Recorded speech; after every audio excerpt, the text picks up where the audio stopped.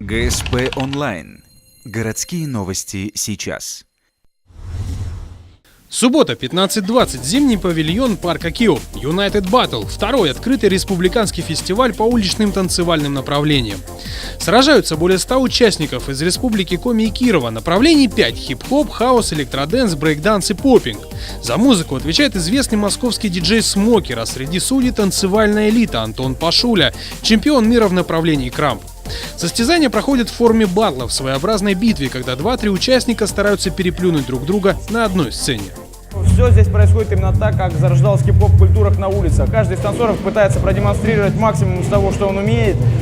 И это направление, да, вот именно батлы, среди танцоров наиболее популярное. Особенность состязания – отсутствие деления на возрастные группы. Танцоры выступают в разрядах новички и профи. Но кому себя отнести, каждый решает сам.